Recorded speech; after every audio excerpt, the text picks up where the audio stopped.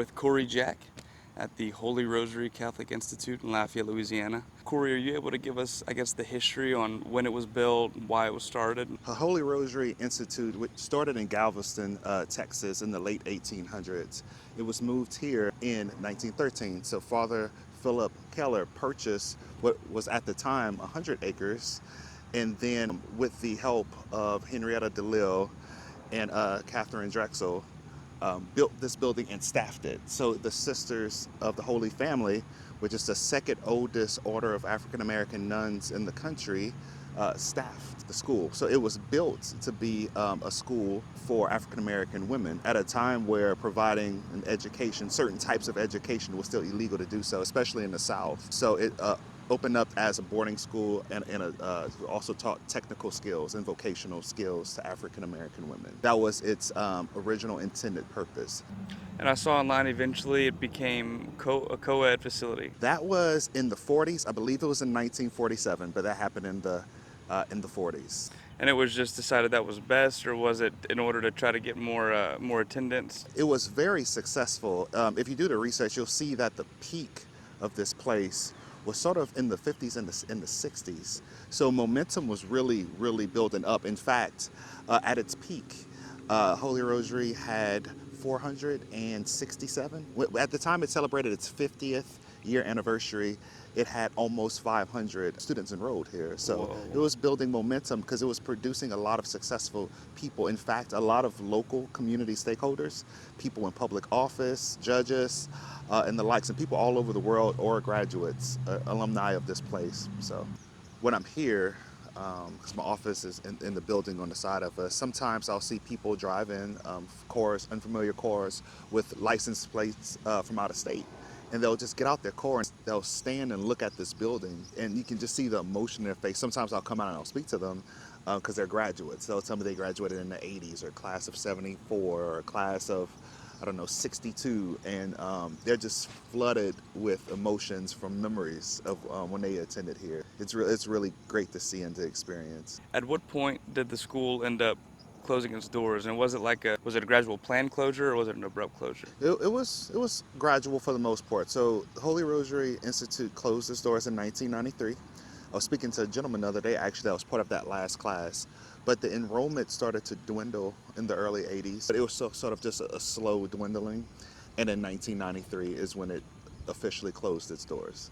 What was the reasoning behind the closure? Was it funding, or was it attendance? Attendance, from what I understand, it was the attendance dropping, yes. So the building is on the Historic National Registry. Yes. When it was first put on the Historic National Registry, was it in bad shape, or was it being maintained at that point? It was nowhere near the shape that it's in now. But seeing the pictures of when it was declared on it, I mean, there was a little disrepair on it, but nothing major. Like I said, nothing compared to what you see behind us right now. Majority of the damage, was it any one big historic event like a flood or a hurricane, or is it just time? Time.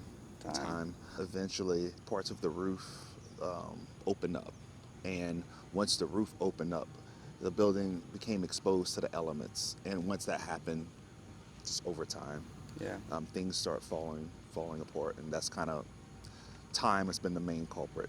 So this building is not done with, right? Oh, no. I had read that there was a revitalization project planned for this building. You want to speak to what's planned for this in the future? Sure. So I can tell you we're in it now. It's to the point where you'll soon start seeing the obvious signs of that whenever the machinery and the trucks and all that is here. But we're in the midst of it now. So what we're doing right now is there's a redevelopment project in place. What has happened recently is that it's going from just simply being a redevelopment project of just this 3-story building, but actually for the entire site too. So that's been a couple of reasons why we paused some things initially, because now we have we built a site plan, not just a plan for the 3-story building, but a couple of things that we're doing now. So what we were able to do several months ago is remove all the asbestos and hazardous material that was inside the building. So we're able to use some of the funding from the National Park Service to do that.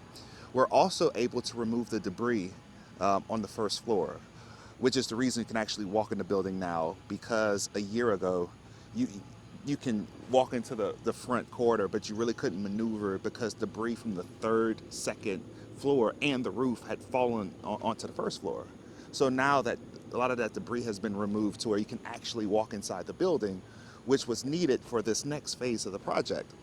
So what we're going to do with this three-story building, first of all, because it's on the National Historic Registry, the facade must be kept intact. Even if there's some parts that have to be modified during the actual redevelopment, we have to rebuild it because the facade must remain intact. But, well, first of all, the next phase is we're building a metal structure that's going to surround the building. We're building a steel metal canopy above the building because there's barely any roof left to stop it from being exposed to the elements, because as we mentioned before, time and exposure is what's causing the decline in the building. So we're building a steel canopy that's going to be held in place by metal columns around the entire building. So we actually just got completed 2 weeks ago the soil testing, so that the contractor knows where to put the concrete shafts. So by the end of the year, actually in a few months, whenever you come by here, you'll see basically like a metal enclosure around the building. So that's going to be put in place first. Immediately after that, we'll start the inside demo. Contractor will remove what's left of the third and second floors. Based on the estimates we got, that process won't take long. And once the inside demolition is complete, then we'll reconstruct the floor by floor. So that's what's we should be able to do that in Q3 and Q4 of this year. Now, what's to follow? We recently partnered with UL School of Architecture to develop a site plan for the entire site, because it's not just this building, it extends all the way to Louisiana Avenue. And everything you see behind the building, all these other buildings, the daycare you've seen there, and even the shopping centers, all falls under this site. So how many acres is that? 40 40 acres. In 2012, or around that time, the University of Notre Dame did a site study and plan for us, and those the renderings, a lot of the renderings you see if you look online, and that's inside this building here. A lot of things on that site plan is outdated though, so we partnered with UL School of Architecture this summer, and they've updated and created a new site plan for us that fits more of what the community needs and desires to see. So we're excited to unveil that within the next month. We take that into consideration, but we've also been speaking to partners for potential tenants for this building. I can tell you that we are restoring the chapel that you see to your right-hand side, so that we're able to do weddings and things like that. Especially a lot of the alumni and graduates like to do various events here and stuff. So the chapel will be restored. We are reserving a significant part of the first floor for healthcare. Of course, I won't disclose anything yet because we're still in talks with various entities, but there should be healthcare on the first floor, which is needed in this community. As if you kind of take the survey and look, there's not a lot of healthcare options in the community. So we identify that as a need. In fact, if you look at the mission statement, health, spiritual well-being, economic development, the social aspect, those are all things in the mission statement. So addressing healthcare in this community was a major part of it. So that should be on the first floor. Second floor would be an African American History Museum in our partnership with African American Heritage Foundation. Now, the rest of the building, we're still in talks and in partnerships, and that's what we did the site plan for, because we want to do two things. We want to make sure that this has what the community needs and desires, but secondly, we want to make sure that it's sustainable, because we don't want to, in the future, rely solely like on grant funding and things like that to maintain the building. We do want things in the building that's capable of sustaining itself, generating a little bit of income right, to keep the property up. Absolutely. So that's what's in the works for this building. Right now, of course, I'm really working to get it redeveloped, Right. But in that process, because that in and of itself is a process. But even while we're doing that, though, starting to talk to folks, possible businesses, other organizations, people that could possibly be located here that can serve the community.